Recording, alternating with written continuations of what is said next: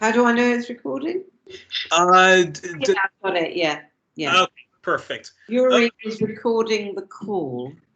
Okay, perfect. All right. We are live, ladies and gentlemen. Welcome to 1+1, your place for inconvenient truth-telling and myth-busting. And I am so happy with the guest that we have for episode 4. It is Jackie Walker. And for anyone who has followed the fake anti-Semitism crisis, which played a huge part in defeating Jeremy Corbyn, Jackie Walker's name will often be mentioned but distorted. And we're here to not only to look at the not only to do an election autopsy of why the Corbyn project was eviscerated last year, but we're also going to talk about where does the left go forward, where does the people power movement go forward, and but also where does the anti-war movement and the Palestine justice movement go forward from here. So, Jackie, welcome. Hi. So, Jackie, first, actually, talk a little bit about your background, because you have a very, very fascinating background, which people are, which I want the listeners and the viewers to know, because go on, introduce yourself. I'll put it in a nutshell. I mean, I was born in the States. I was born in New York. My father was born in Moscow in Russia. He was a white Jewish migrant to the United States. 1918 he arrived, and my mother was from the Caribbean, a black woman of Jewish descent, and they met because of their work in the civil rights movement during the busing protests. And my mother and I, as a child, and my brother were deported from America for un-American activities. Mm-hmm. So that's kind of my background, which has kind of set me up really for the rest of my life. So McCarthyism was still alive and well then. So even though McCarthy was censured and he died from an alcohol related disease, I think hepatitis something, the McCarthyism was still happening in the 60s, and the rat baiting. Well, you're talking about, I'm glad you said the 60s. I was born in 1954. So, it was very much going on, certainly when I was born. And if you have a look at the court papers when my mother was having her hearings and going in front of the immigration service, the thing she was asked right at the end was, have you ever been a member of the Communist Party? Well, there you go. So I am an offspring of the McCarthy era. And here I am. It's like, history becomes a circular movement. It's a terrible reincarnation, though. It is. And here I am now facing my own bit of McCarthyism. And what was it that draw the authorities to the attention of your parents that made them persecute them? Apart from, I mean they were civil rights leaders, so that naturally will get the attention of the J. Edgar Hoovers of the world. But was there anything? But was there anything in their politics that apart from my white father being a Jewish communist, you mean? Yeah, I suppose that might have had something to do with it. And my mother being a black woman who was working in the civil rights movement. I mean, they were fodder for it. And then they transgressed, didn't they, dreadfully, by having actually a relationship. I mean, we forget these days, particularly in the UK, where biracial relationships are actually quite common, very common, much more common than in the US. That, in 1953, which is when my mother would have been pregnant with me, having a relationship, a black woman with a white man, and then having a baby, that's a very transgressive and quite revolutionary move in itself. even in so-called progressive New York, the north of the United States, which was considered somewhat of a good apple compared to the rotten, openly racist South. Yeah, sure. I mean, everything is relative, isn't it? I don't think you'll find very many biracial relationships going on in the mid 1950s. I mean, it was dangerous and it was, frowned upon. It was not done. And now your father was an actual, communist. So he wasn't just like a socialist that was put in the same basket as a communist. He was a dyed-in-the-wool communist then. Was. So that being said, when I mean, of course, we all, deplore, what Chairman Mao did, what Stalin did, and a lot of the political persecution that happened in the USSR and other communist states. But that being said, the American Communist Party, and I'm pretty sure much of the Western communist parties, I mean, they were the people that were actually pushing the so-called respectable left-wing parties to actually be much more revolutionary and to actually push through much-needed ambitious policies and social justice reforms. So when you hear people bashing communists or saying things like Jeremy Corbyn is a lefty loony and he's a dangerous Marxist, do you get quite offended knowing that your father, who was a good man and who was fighting for social justice and racial justice, is demeaned that way when people all play their parts in the kind of anti-communism fundamentalism? Well, no, not really, because I mean, it's ignorance, isn't it? I mean, most of these people have not read a word of Marx and know nothing about the real history of the civil rights movement in the United States, where actually the American Communist Party was so important to what happened. And, Stalin, whatever, I could also say, well, what about Hitler? He was a pretty good capitalist, wasn't he?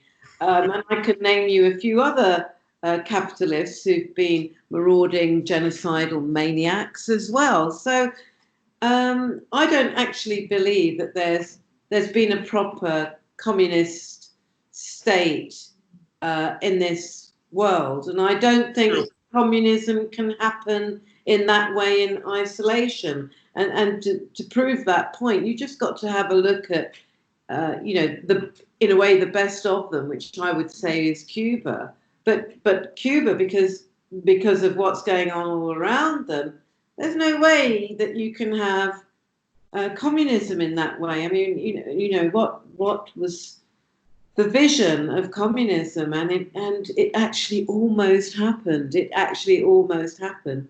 Was a world vision of a total change of how we think. And I really, looking at coronavirus and looking at global warming, I remember what Marx said, wasn't it? Socialism or barbarism. Mm-hmm. And it strikes me that the barbarism part at least is true, because that's what we've got at the moment. And if we look at the people who are ruling us in America and the UK, well, their politics are pretty barbaric. And it's also politics of normalizing the unthinkable, because how can any decent society, how can any decent society that calls itself a democracy allow homelessness to exist, allow homelessness to even exist as an epidemic, and just completely normalizing the unthinkable? Oh, you're behind on your rent. Oh, you don't have a job, so you can't pay your rent, you can't pay your mortgage. All right, off to the streets you go to fend for yourself. Yeah, well, homelessness is not even the worst example, isn't it? There was that case recently, wasn't there, of a boy being taken to a hospital in America with the virus, And because he didn't have medical insurance, he was turned away and he died. You know, my son actually lives in China. Mm-hmm. That wouldn't happen in China. It would be impossible for that to happen in China. It would be impossible for that to happen in the UK, in any European country, but it can happen in the richest country in the world. Now, you tell me that that isn't barbarism. Exactly. And it's quite interesting because even many people who call themselves, you know, leftists, whether they're an eco-socialist or a democratic socialist or social democrats, McCarthyism and the Red Scare is still quite a powerful ideology that the ruling establishment had because when even the Black civil rights movement, you know, like when some of the academics and the people involved in the Black Lives Matter movement talk about, you know, the Black Panthers, or some of them will, you know, have, you know, Black Panther type of clothing and the fists and talk about power to the people.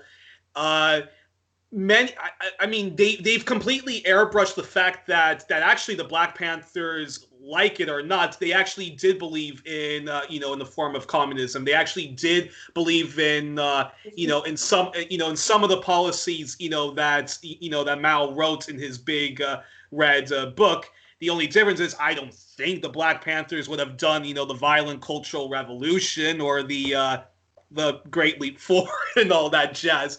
But such is the power of anti-communism that Paul Robeson is almost, you know, completely airbrushed from history. Like you mentioned, the American Communist Party, who was way ahead of, you know, promoting civil rights than a lot of the, you know, respectable Black organizations were. And the Black Panther parties did believe in, you know, in the form of communism as the best form of, you know, reparations and racial and social justice. Yeah. So it but then before we go on to the election autopsy, now I was a reporter for a Black Agenda Reports covering you know, the Labour Party conference and the different divisions that were happening in the left between, you know, the EU left reformists and the fundamentalist Ramoners, and then the fundamentalist Lexiteers, Brexiteers, but also, of course, the civil war that that was happening between Jewish anti-Zionists and ultra-Zionist Jewish, the Jewish misleadership class. But at one of the events which Carrie Ann Mendoza was hosting, and she did a reading because you've published a couple of books, right? Mm-hmm. And one of the books and one of the books, it's from the point of view of your mother. Your mother was the narrator, right? Yes. Well, she's a part narrator, and there are three narrators in the book. One is me, one is my mother, and one is a sort of an anonymous narrator, really, of the facts. Yeah. But now, before now you and your family were deported from the States. Yeah.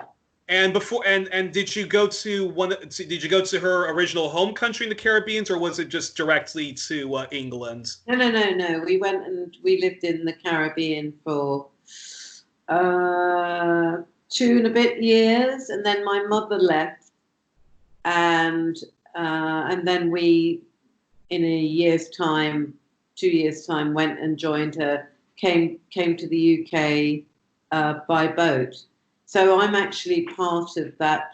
I'm actually one of the Windrush generation. I am actually a Windrush generation, but a very young one, because of course most people who came here came to work, and therefore they came as adults, and most of them didn't bring their children. So most people in the Windrush, from the Windrush generation, they're pretty much dying out, really. Are in their 80s and 90s plus. My mother would have been 104, I think, this year. Oh, wow. So it's going to become very hard for the BBC, because when they're trying to find people in the Windrush generation, they're going to have to start coming to people like me. They won't like that. people like you and Carrie Ann Mendoza, Carrie, who's a very good articulate, debunker against their propagandas against anything left, and of course you, who apparently is an anti-Semite, even though you can't be because you're a Jewish woman. Yeah, and I'm married to a Jewish man, and but this is craziness. We're actually talking about Alice in Wonderland. This is a witch hunt. So black is white, white is black, anti-racist are racist. It's that. It's all that upside downness. And the problem is that when you actually authenticate lies, then people stop believing anything. And that's a very dangerous place to be. It's a very dangerous place to be.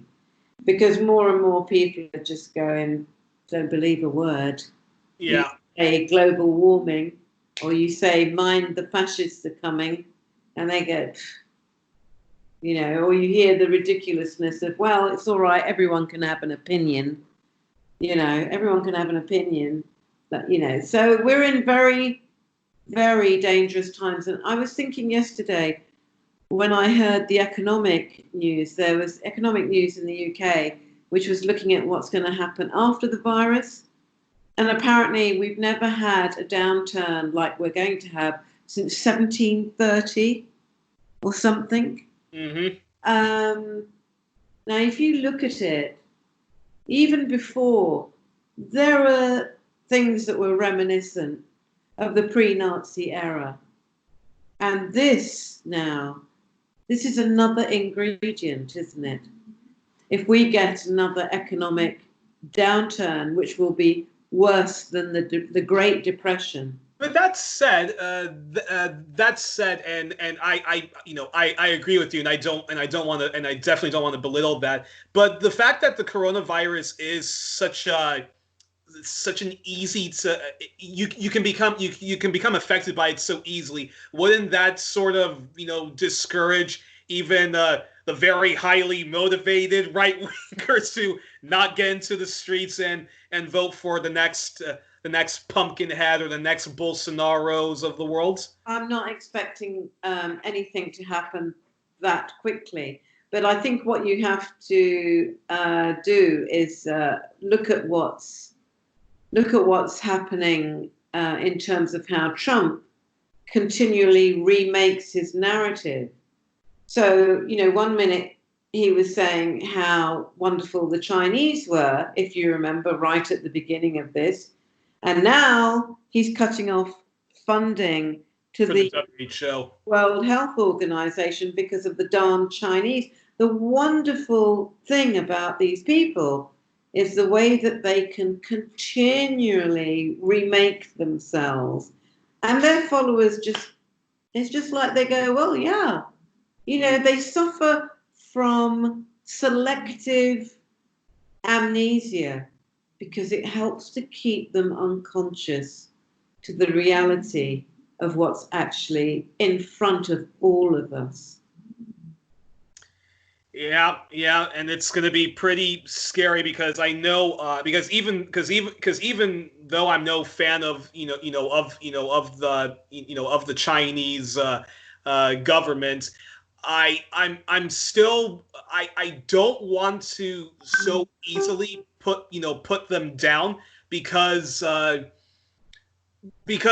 anyone who saw John Pilger's documentary The Coming War on China, The Pivot to Asia, knows that the most powerful form of propaganda are not the flat out made up fake news when it comes to, say a Saddam Hussein has weapons of mass destruction or Hugo Chavez is a communist that we need to overthrow. The most powerful forms of propaganda actually are the ones that are taking place against the Chinese and the Russians. So even though I'm no fan of Putin, I think he's an oligarch just like anyone else. And even though I'm no fan of of the Chinese regime, I would say to people, be very careful when you see a bunch of people protesting against the streets and they're getting very, very favorable coverage. in the corporate media and certain, left-wing outlets, because like what happened with Ukraine, what seemed to be a very peaceful, protest, wanting to be part of the European Union turned into, a brutal coup, which ousted, an oligarch and replaced them with an even more, egregious oligarch with ultra, nationalist Ukrainians. Same with the Hong Kong protests. Many of the people who are getting their funding to do their protests are all from the National Endowment of Democracy and other, Western NGO cutouts. Yeah. And while we can blame China for either falling asleep at the wheel with the coronavirus and both the legal and illegal animal trade that's going on, there is enough crooked Western people across the world that play their part in knowing that there's a market for this and paying their dues for it. So I've been to China 3 or 4 times because, as I said, I actually have grandchildren there, and I have my son there. And I also have a friend that's living in Wuhan right now. Yeah, and I have a sort of, certainly when I started going there, a real sort of antipathy towards the Chinese government, and didn't like China at all, I have to tell you. But having said that, I think what's clear to me is that the reasons why the information about the virus didn't come through was much more about the way that the Chinese bureaucracy works. And it's a bit like the story of Chernobyl. What you don't want to be in China is the person who puts their hands up to the guy above you and say, excuse me, there's something going wrong here. And this is a culture which goes right back to Mao, without doubt. However, on the other hand, since then, they have been extremely effective in dealing with it. They have been sending doctors and equipment to other parts of the world, including to Italy. And their organization and their supply of food and their medical care for their people has been pretty good, actually, pretty good. I mean, my son in Shanghai is safer than I am at the moment, without a doubt. He is safer than I am. And is that because is that because whether we like how the Chinese conduct their system, it is a bit of a now I'm going to start normalizing the unthinkable, but it is a bit of a necessary evil when they did that complete lockdown and having and really making sure that nobody goes in, nobody goes out, and everybody gets tested right away.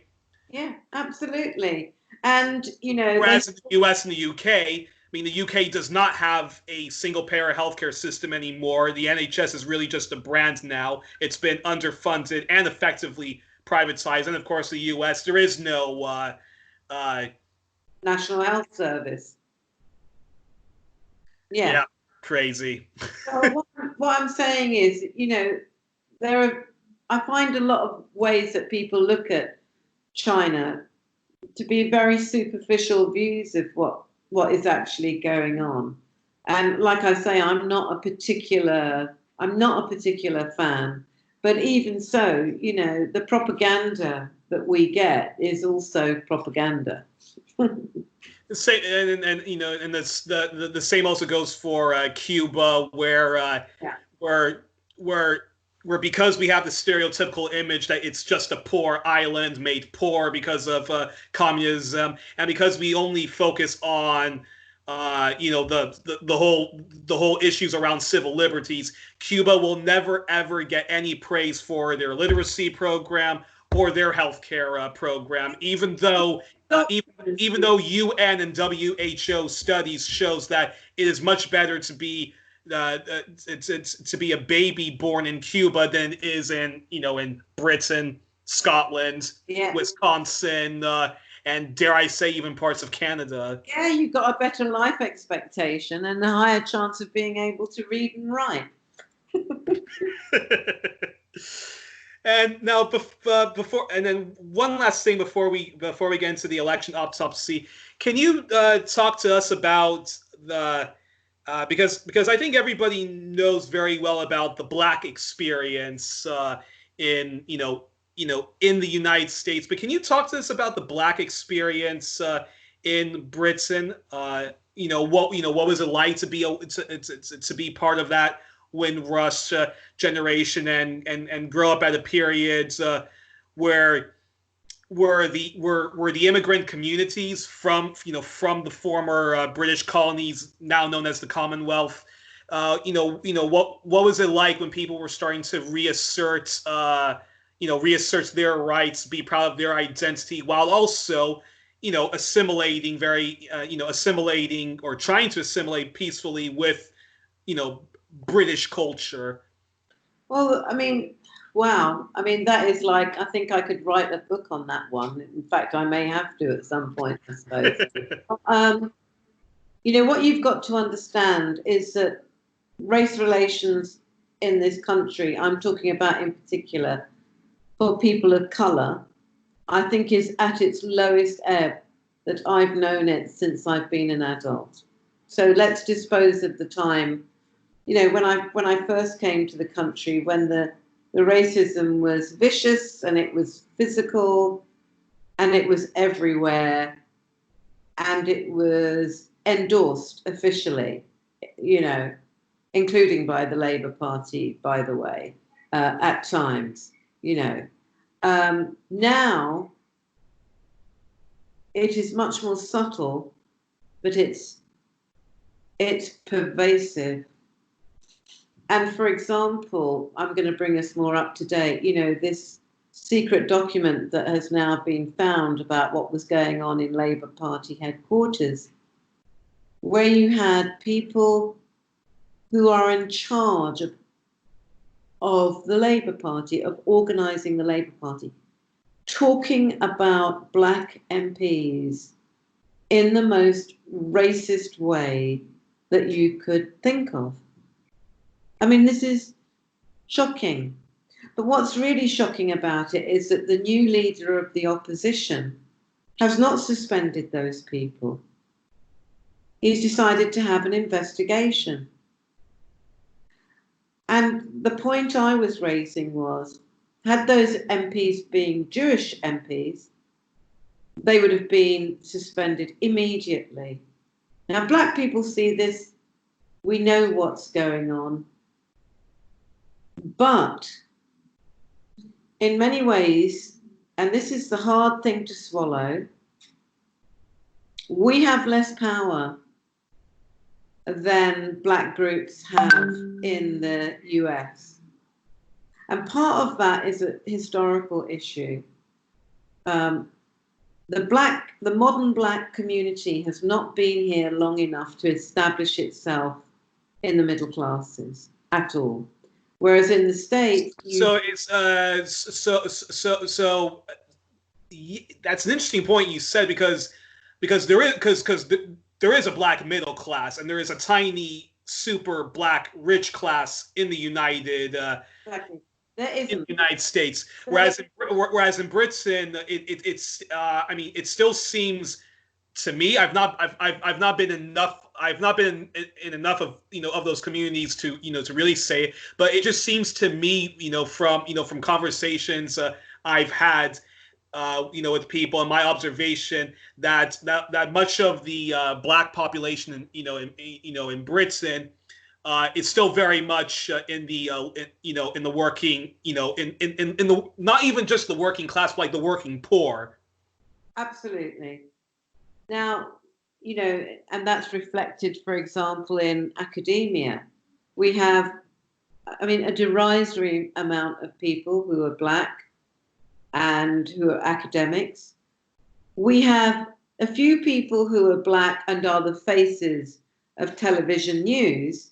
But if you look for the people who have the power in the media, like editors and producers, that's why all our actors go to America. All Black actors go to America.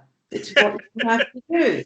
Yeah, I'm laughing about it, but but it's true, and I think there's going to be a nasty point of contention that's going to happen in the U.S. where the black American actors are going to be saying, "Hey, are you guys going to give us a job? Can you stop giving our jobs to immigrants?" I mean, so the black community here is politically very weak, which is why you can end up in a situation where even though we disproportionately vote Labour, the Labour Party doesn't actually give a damn because they know they can get away with it. Wow. And would you say that some of the because I thought this was kind of shocking. Because you would think Jeremy Corbyn, who has this long history of being a true social justice activist, one of the few anti-imperialists of the Labour Party, and has spent his life. Ken Livingstone. I mean, Tony Corbyn's mentor was Tony Benn, who many consider to be the best Labour leader Labour never had, and the best prime minister, the best socialist prime minister Britain never had. And he spent a lot of time, engaging with the black community and the different Commonwealth communities. Yet, I thought it was strange that under Theresa May and later Boris Johnson, I see way more black Tory MPs than I do black Corbynista MPs. So you've got to be careful about this, what this is about as well. Because what you see in the Tory party is a number of Asian MPs. So that's true. We call Asians people from the Indian subcontinent and Pakistan. And you've got a couple of African descent MPs. So there is such a cultural difference between those groups politically and what's happening with the Afro-Caribbeans, who tend to be in the Labour Party and who are, in terms of people of African descent, the biggest group. And they're not huge, but they are the biggest people of African descent in the UK. So you mean sort of people like from South Asia who may have who may have actually spent their life growing up in a place like Uganda, as opposed to India or Pakistan or Bangladesh. Yeah, or the descendants of. I mean, look at the horror that is Priti Patel, and she tells you everything. I mean, there is nothing that the white establishment likes better, and we know this from Trump, than somebody of color who's a real racist reactionary. They love it. The ultimate misleadership class, as Black Agenda Report would say, the black misleadership class. Yeah. So then it almost sounds as if there is sort of a racial caste system that exists in Britain. Is it safe to say that blacks are sort of, I mean, they're not the Dalits, but they're certainly, but like you said, they don't have any sort of political influence compared to, say, those from from South Asian descent, as you described. So one of the reasons I got expelled from the Labour Party was because I said there was a hierarchy of racism, both within the Labour Party and within this society, and there is. And pretty much, I would say, even beneath the Afro-Caribbeans, you'd get the Gypsies and the Romanis. I mean, I would say they're pretty much at the bottom. Then, and it's hard to do it quite like that in stratified section, because the Bangladeshi community is very poor, for example. in a way that, yeah, the descendants of the Ugandan Asians aren't. And this is for, as ever, historical and materialist reasons. The kind of class the Ugandan Asians came from were very often already a mercantile class. They had those skills there to put that into effect when they came to the UK. So that's why you've got such a presence of them within the Tory party. But I mean, I think all the parties have got their Uncle Toms, and that doesn't tell you the power base. What tells you the power base is the fact that a group of people, the elite of the Labour Party, can be found making the most vile comments about an Afro-Caribbean descent woman MP, and those people have not been suspended from the Labour Party. Now, were they actually? Let's get into it. Let's take a pause on the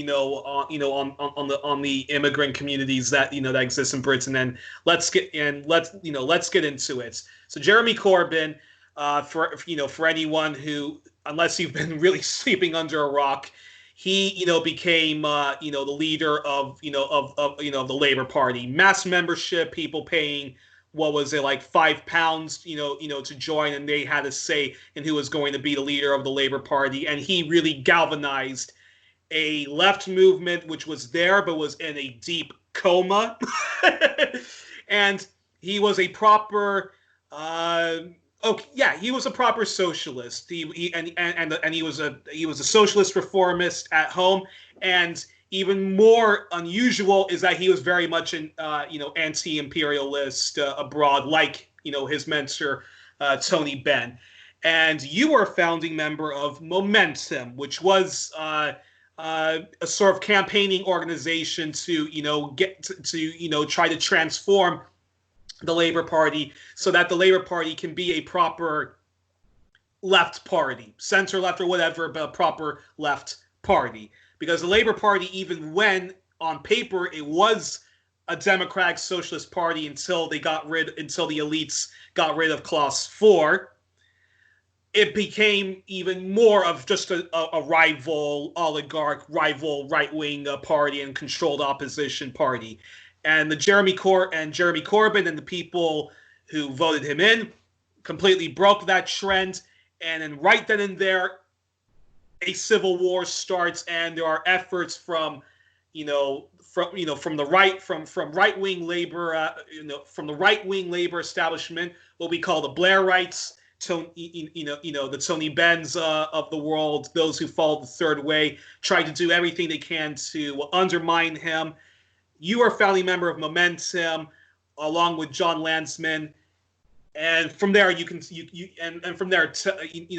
everyone the rest of the story and how you got ousted. Again, this would take me about a day to tell you the rest of the story. But basically, what happened was that Momentum was supposed to be a radical campaigning group, which would include people from outside the Labour Party as well. We were very aware of the fact that not all people with radical views would want to be within the Labour Party for a number of reasons.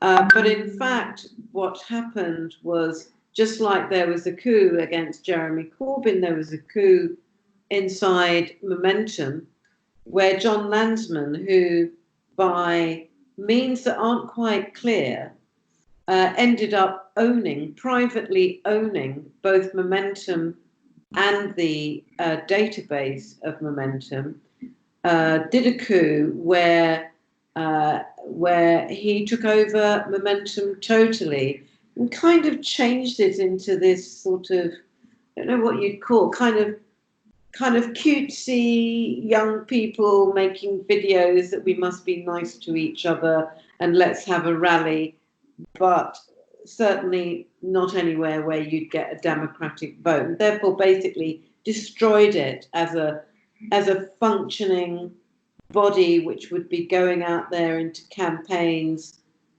into communities to campaign and to educate and to popularize and to energize. And as soon as that, I knew as soon as that coup happened that was the end of the Corbyn project, because it was absolutely clear that the establishment would throw everything at us, and the only defense you would have would be people on the streets. It would be people in their factories. It would be people in their workplaces. It would be people actually resisting what was going on. As soon as that became impossible, then the project was bound to fail. And indeed, whereas, and people forget this, 2017 election was lost by Labour by about 2,700 votes. That's how close it was.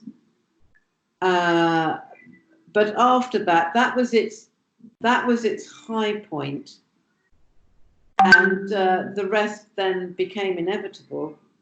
And then the taking over of the party now, they call it centrists. But how you can have centrists who express themselves in the way that this document seems to show, I don't know. I don't call that. Somebody said today that the way they were talking about this black woman MP, was worse than what you'd get from a far right party. So that's what you're talking about. Now I have to emphasize this. You are a Jewish woman, married with another Jewish person. Yeah. But you are one of those Jewish people who's not afraid to criticize Israel.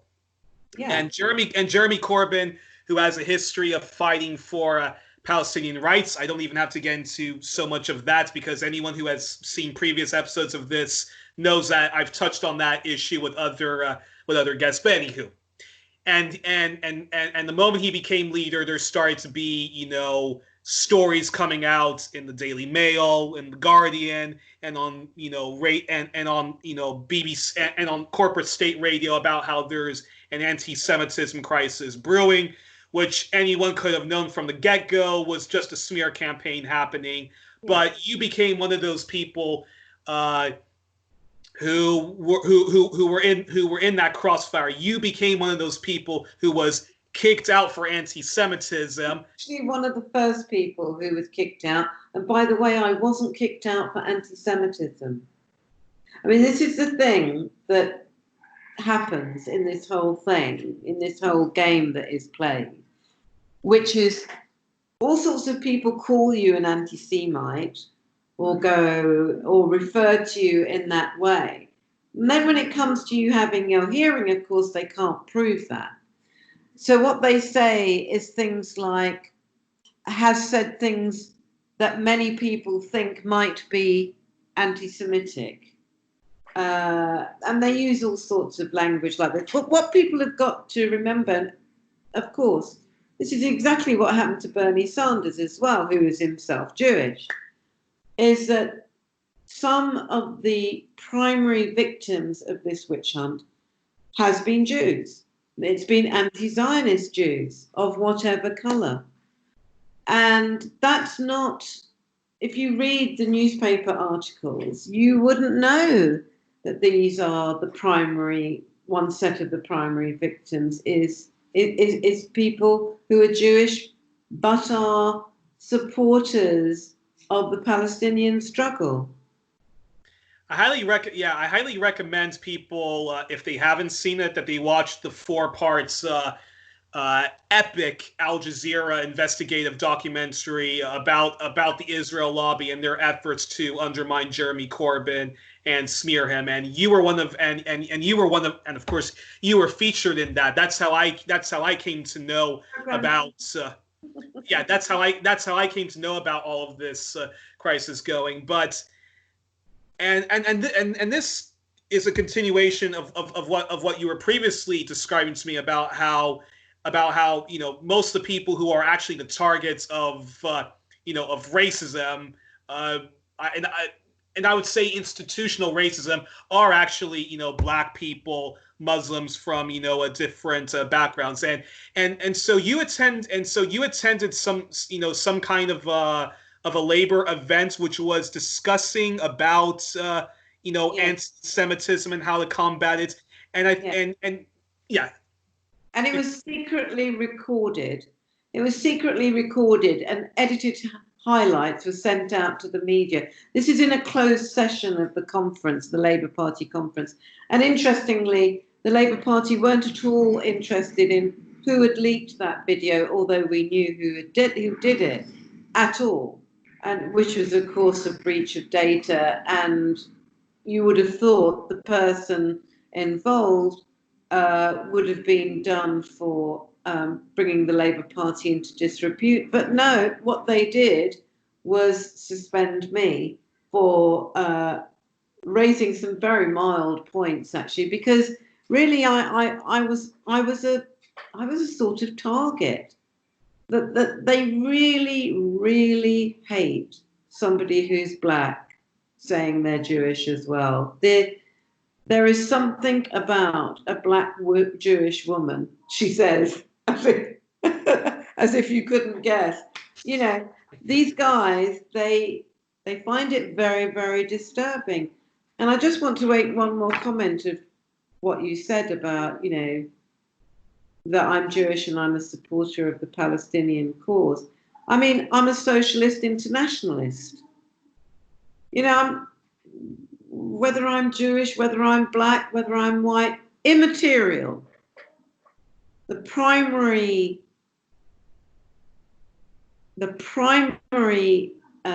motivator is that I'm a socialist internationalist. The rest, whether it's my gender or my ethnicity or whatever, is totally immaterial.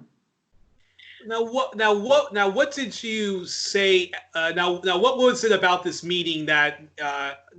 What did you say at this meeting when they were doing their presentation on how to confront anti-Semitism that got people so that got people so angry? I asked for figures for the level of anti-Semitic assaults in the UK. I mean, that was the thing that was the really primary thing. Because even though there have been dreadful attacks in America and in Europe, of course, actually the thing that is extraordinary about the UK is that we haven't had those kind of violent attacks.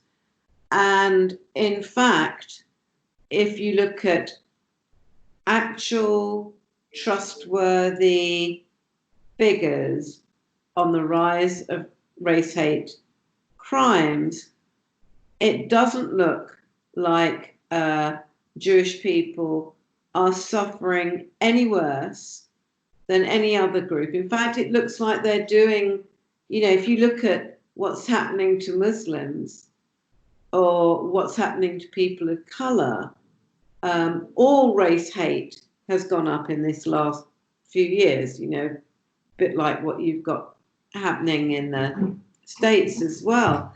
But what they don't want to do is they never want to talk numbers. They never ever want to talk numbers. Just like they never ever really want to talk numbers about how many people have been expelled from the Labour Party for anti-Semitism. They always will say something like, yeah, but it doesn't matter how many, even one is terrible. So, immediately what happens is that you're not allowed to enter this discussion that says, well, out of a membership of 600,000 people, how many is it?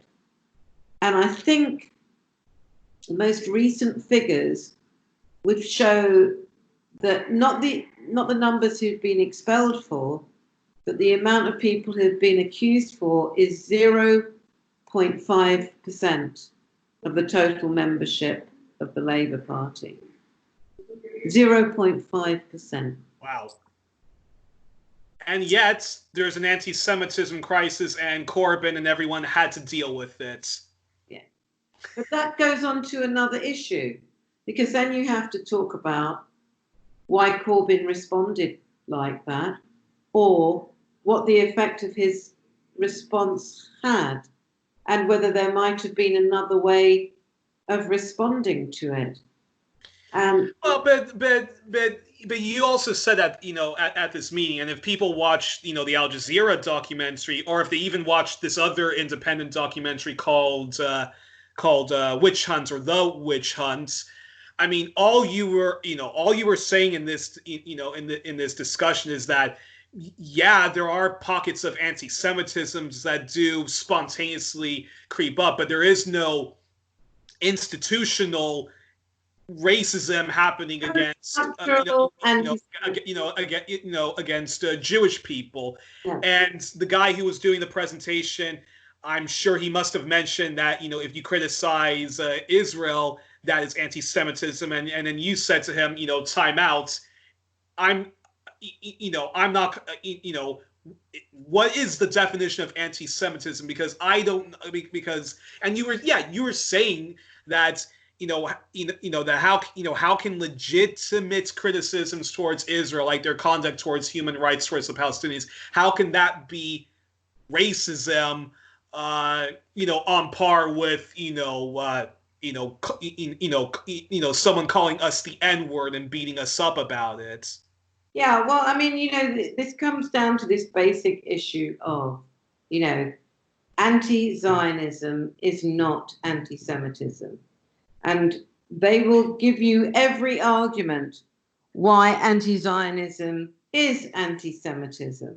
Well, except they won't even do that, because these people will never enter into it. The other thing they do apart from, it's so very much like Trump, apart from not discussing numbers, not wanting to discuss evidence ever at all, is the other thing they don't want to do is enter into any kind of dialogue.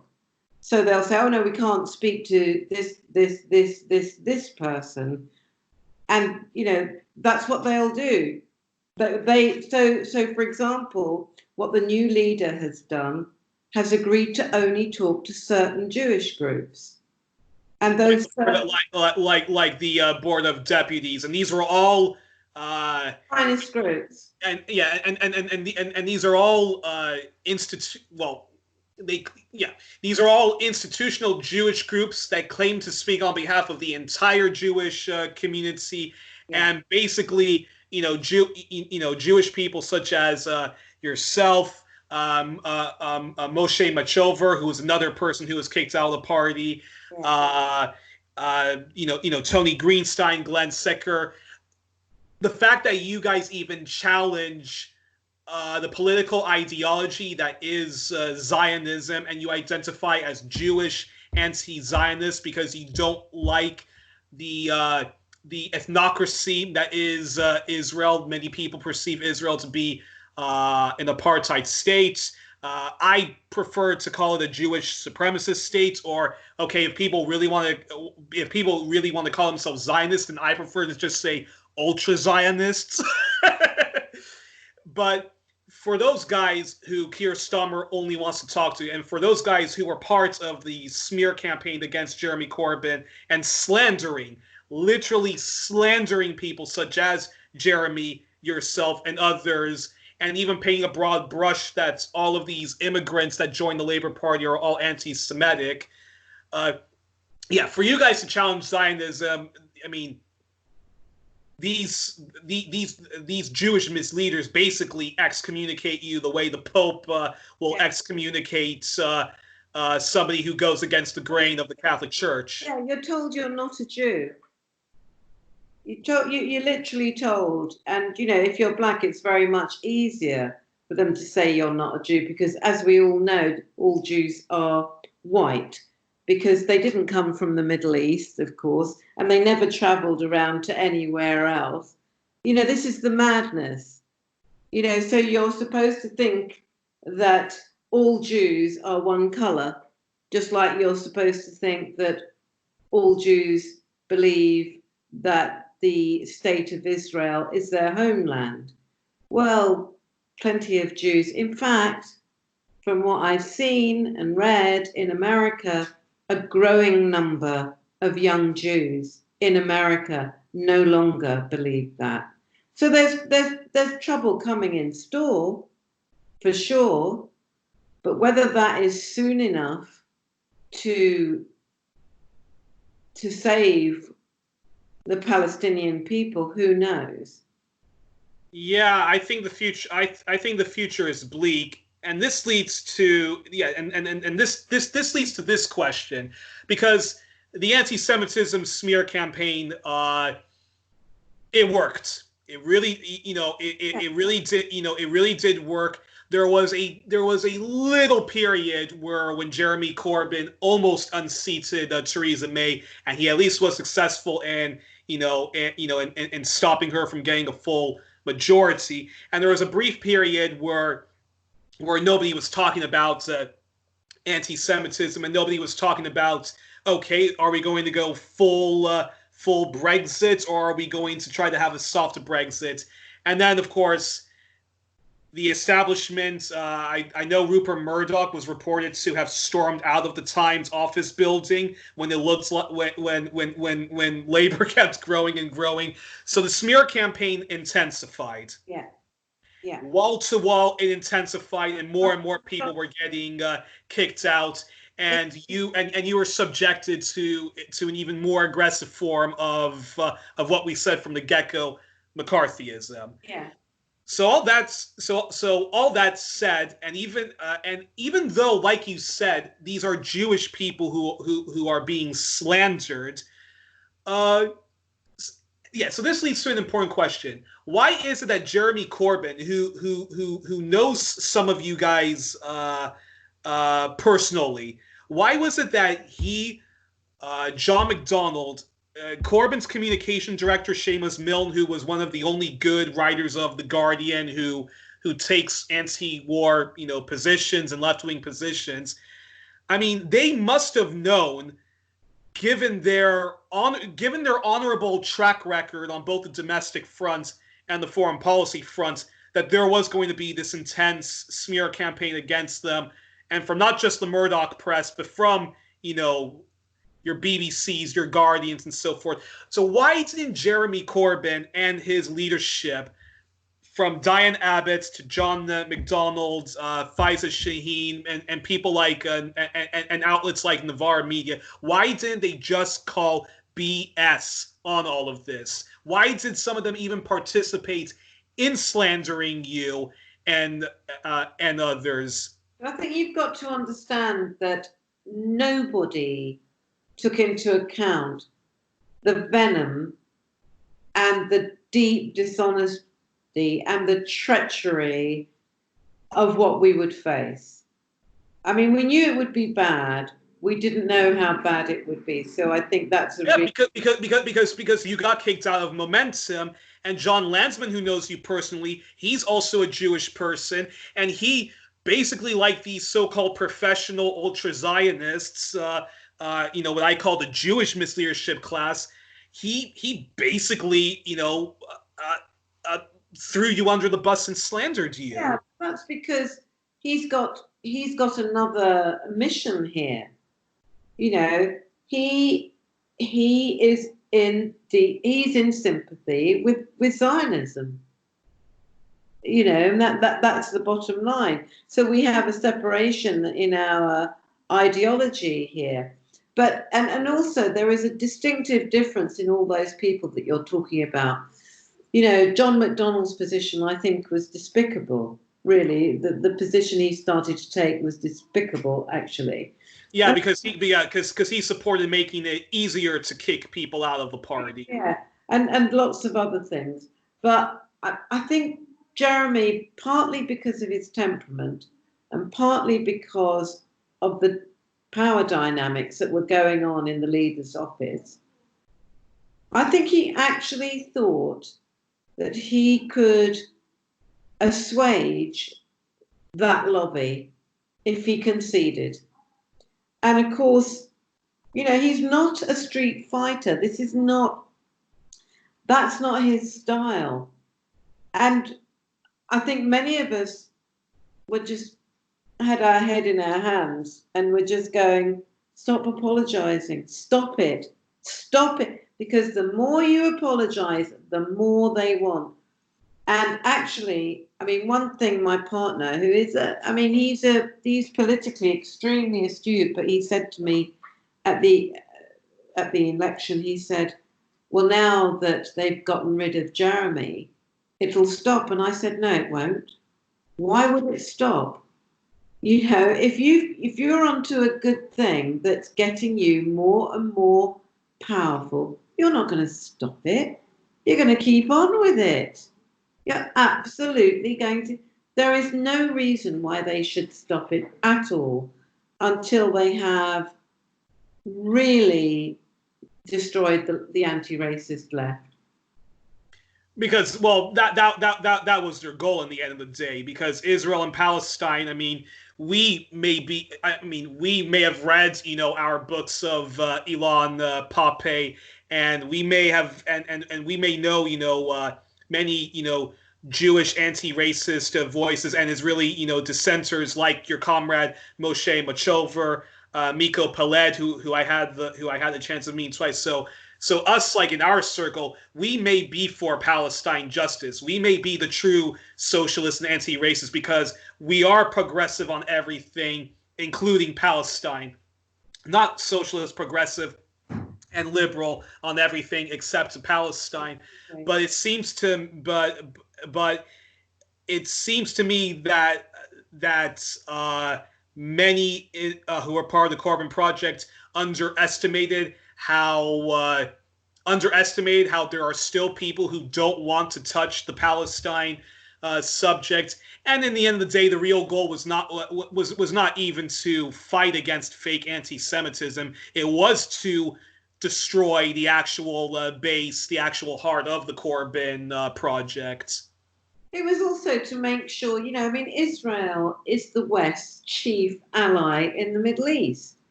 People like Blair, people like Trump, you know, people like Starmer, however much, and I mean, certainly you couldn't say this about Trump, however much their sort of liberal niceties might tut about some of the, you know, the excesses of Netanyahu, they totally know which side their bread is buttered on.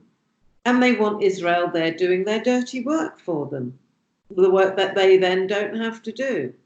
You know, Israel is, what's the phrase? The cheapest aircraft carrier in the Middle East that the US could have. You know, it is there, and it was planted there on purpose by Balfour for that very reason, to be a European outpost in the middle of the of Arabian culture. It's there for that purpose. That's why it was implanted. It had nothing to do with feeling that the Jewish people needed a homeland, well, except to get rid of them, because of course Balfour was an anti-Semite. You know, that's what people have got to understand. No, they actually agreed. It was one of those rather unpleasant agreements where Balfour wanted to get rid of the Jews out of the UK and, you know, Europe, and he saw this golden opportunity to actually plant a little outpost there. And he's absolutely right. That's what's happened. But I mean, the awful thing, even if you take away the kind of principle of being against colonization and the genocide of a people, even if you take that away, if you consider how many lives, how much horror has been instigated by that conflict, it is what is extraordinary is that the capitalist class are quite happy to have that as a cost because they don't pay it. And because they're still getting lots of profits from the military supplies that they give. So it's a win-win situation for them. They're not suffering. It seems to be the fact that that so many people who were part of who were part of Momentum, and as I mentioned, the kind of people who got invited on BBC studios and so forth, who talked about the fake anti-Semitism crisis and said that yes, there's an anti-Semitism crisis, we're dealing with it, or they did this ridiculous thing where they said, look, we're cleaning up our anti-Semitism crisis, but you Tories, you got a real Islamophobia problem, which I also thought was which I just thought it was ridiculous, because that's a false equivalency. There was no anti-Semitism crisis. I felt like Nigel Farage in one of those debates about Brexit where he keeps saying to Nick Clegg, "Can you please stop lying, Nick? Why are you doing this? Why are you doing this?" And that's what I kept thinking. I was like, why are these people? Why do they keep saying there's an? And that's what you see, that's what baffles me, because Jeremy Corbyn, come on, this guy has rubbed shoulders with the likes of Tariq Ali, Tony Benn, used to be friends with George Galloway. Corbyn knows his Noam Chomsky. He knows the Naomi Kleins of the world. So he knows that the moment he was going to be elected, especially with his honorable track record on Israel-Palestine, that he was going to get an intense smear campaign. And yet his sorry to be mean to Seamus Milne, he may be a good guy, but his communications director utterly failed in simply calling BS. This is a BS smear campaign.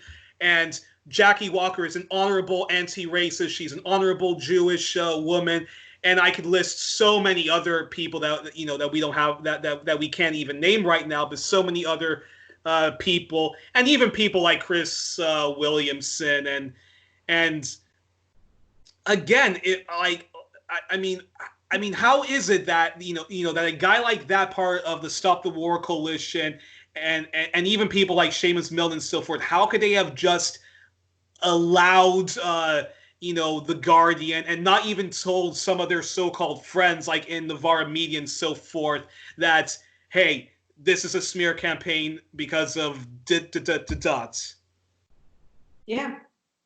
I mean, how they do it is that the machine chews you up. How they do it is that actually what we needed was not really just a Jeremy Corbyn. We needed somebody who was a bit more of a revolutionary, of a rabble-rouser. What we needed is somebody who was going to stomp into that meeting of the Parliamentary Labour Party and tell them all that if they didn't behave themselves, they could bugger off, which is what Boris Johnson did to his MPs when they did that. And yeah, that might have been a break. That might have, broken the Labour Party. But look what happened. What has happened has actually been, and I'm sorry, people have got this thing where they say, oh yeah, but the left is much more ahead than it was 10 years ago or 5 years ago before this happened.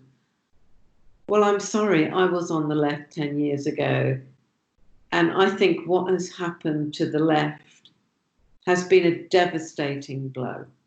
Absolutely life-shaking, devastating blow. Now, that doesn't mean that may not, in fact, feed a particular sort of rise or understanding, because I think what this has done, and I think I may have said this to you when I met you at the conference. Yeah. I could not have done an awareness-raising job that has happened to hundreds of thousands of people during this witch hunt. People have their eyes open in a way that I would have sounded like I was a mad person if I was talking about the establishment like this. There are now hundreds of thousands of people, probably more, because I'm only talking about the people in the Labour Party here, for whom their understanding of how power is brokered, not just in this country but globally, is so much more sophisticated than it was 5 years ago. You know, it's funny. Actually, yeah, it's funny that you mentioned that. John Pilger has often said to audiences that even he, as a child of the Cold War, he has never seen propaganda so much more powerful and so much better packaged than it is now. It is breathtaking. Now, what none of us know is where this is going to take us, because we have a world that is facing the most extraordinary events at this point. Like I said, there's global warming, that we're going to have an economic crash. We've got the virus, which is not just going to be finished in 4 weeks' time. Exactly. What's going to happen on that? Who knows? I think it's important to mention that when you were organizing events at the Labour Party conference, you were part of a group of people who were kicked out of the Labour Party called Labour Against the Witch Hunt. I attended many of those, covering it for a Black Agenda report, and I think by the end of the conference, that's when I started to realize I think there was a chance that there was a big chance that Jeremy Corbyn was not going to make it into number 10. It was always a very slim chance because of a very hostile press and the Guardians of the world. But during that conference, Jeremy Corbyn and John McDonnell passed motions to make it easier to kick out people for anti-Semitism. There was there was an activist who had a poster of Carlos Lattouf, who's this great satirist that people if they read Min Press News, he always has very sharp satire, and he was mocking how every time Jeremy Corbyn talks, or if he talks about Palestine, Netanyahu was bombing him, and Jeremy Corbyn himself was proud that he asked the police to take that poster down. And then, of course, the Israel lobby managed to shut down a book launch that was going to happen at Waterstone, where all of these wonderful academics, some of them part of the Glasgow Media Group, who have done the best studies on how awful Israel and Palestine is covered, and how Israel is actually covered very favorably compared to Israel supporters who say that Israel gets a bad respect. And that book launch was even canceled.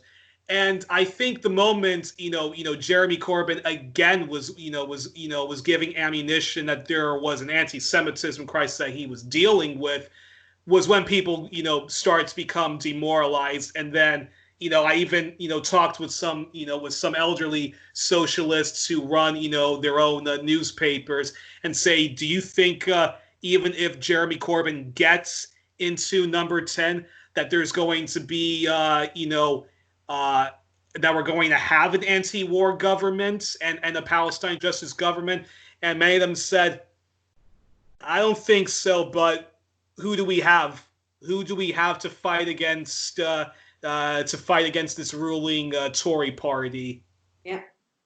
Yeah, I'm afraid that, and I think one thing you've got to have very clear in this is, in a way, we got to the point of almost having a left prime minister, of having a left leader of the Labour Party totally at the wrong time, because we were too weak within the parliamentary Labour Party, and we were too weak as a movement.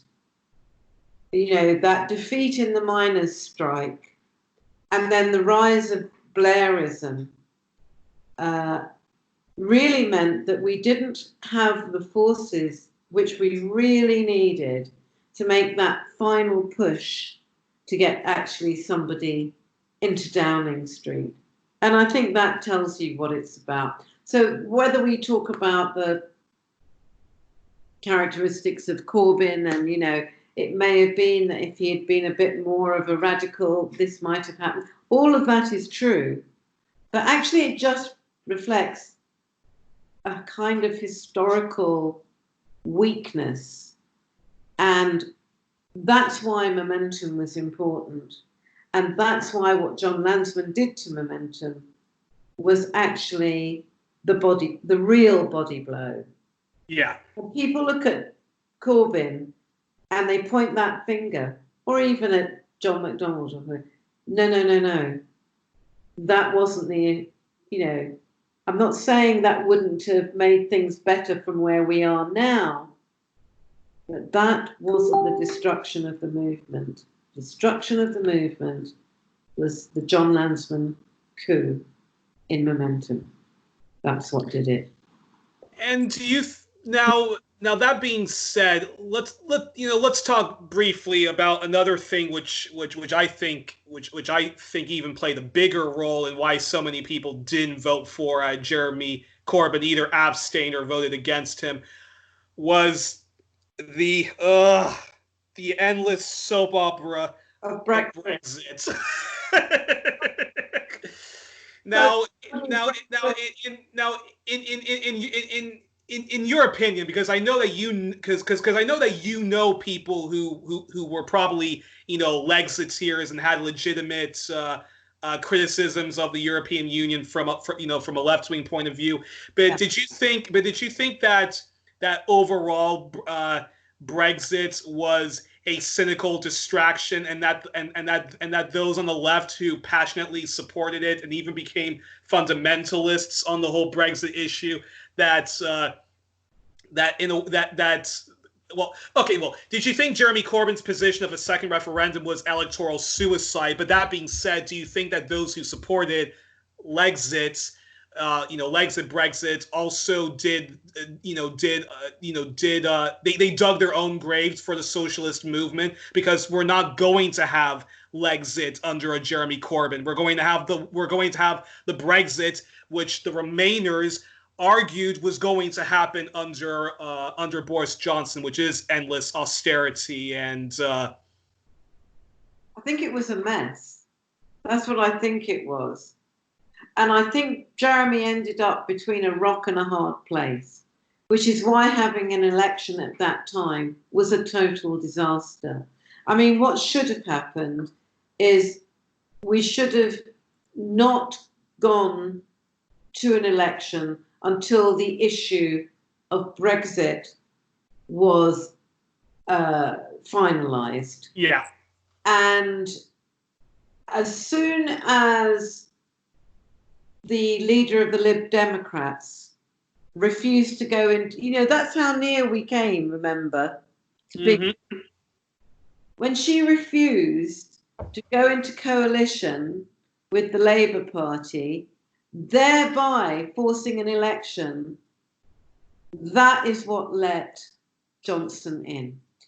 And not enough attention is taken to the part not just of her, but of course the Labour MPs who then joined her in their voting. Yeah, and that stupid tactical voting thing, which was only going to hurt Corbyn, because that was Nigel Farage and the Brexit Party's long-term plan. Because first Nigel Farage and the Brexit Party, first they were going to go in full blazing. We want scorched earth on the Tories who failed to give you guys a real Brexit, and the Labour Party, which has betrayed the traditional Lexiteer voters and wants a second referendum. So Farage's position was we're going to go scorched earth. But then after a conversation he had with Trump on Farage's own radio show on LBC, Trump said, "Why don't you and Boris Johnson, work together to defeat Jeremy Corbyn?" And I thought that there was going to be a coalition government between the Brexit Party and the Tories, because I thought Labour's position on the second referendum was electoral suicide, considering that they needed Wales, the North, and the Midlands to win, the places that overwhelmingly voted for Brexit. And if you're going to continue this soap opera, they're going to go for Brexit Party, Tories, or just abstain. Remember that Corbyn was being pushed into this by people like Starmer. You know, people have very short memories. It was Starmer who led the pressure on Jeremy to offer this. I mean, you know, we're full of the most contradictory and hilarious ironies in this story. I mean, that's the thing about politics, isn't it? I mean, you might want to leave it and go and dig your garden or go dinner or whatever, but there's something that is just always surprising about how it works. And you go, well, how did that happen? The only thing you can, I think, have as a constant is that those who have power are very good at keeping hold of it. So however it's done, you know, in whichever context it's done, it always seems to me to come back to the same point, which is actually the people who have power now are actually the people who had power then. But I was talking with Chris Marsden, who even though him and the Socialist Equality Party actually advocated for not voting at all in the European Union referendum because it was because it was being set up in a right-wing way, and it was basically your choices were the EU's endless austerity or divorcing the EU and having a strengthened Farage Johnson type of post Brexit society. But that being said, do you think that those who claim to be on the left who supported Brexit in a way they sort of damaged the movements when it came to being obsessive about Brexit? Yeah, for sure they did. For sure they did. Absolutely. And I'm talking about organizations like Labour Leave, head by Brendan Shelton, people like Paul Emberby, of the Fire Brigades Union, who was a big Lexiteer, and dare I even say a guy who whose program I do watch from time to time, George Galloway. Yeah, exactly. I mean, and it became something on which people were just tearing each other and the party apart on. And I think it got to the point where it stretched so thin that Corbyn jumped to that side of the second referendum without it. You see, I don't even think it was that he couldn't explain it properly. I think it's an inexplicable position to have, in a way. Yeah. Because are you then going to have a referendum on the referendum of the referendum? By the way, I voted to stay in.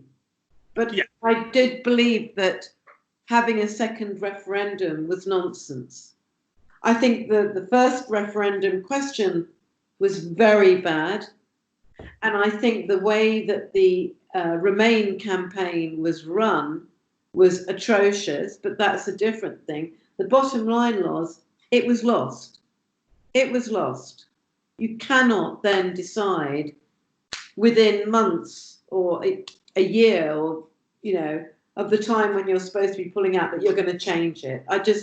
You were asking for revolt at that point, and that's what you got. There's lots of talk of, actually, Jackie, are you still there? Hold on, everyone. I think, Jackie, you still there?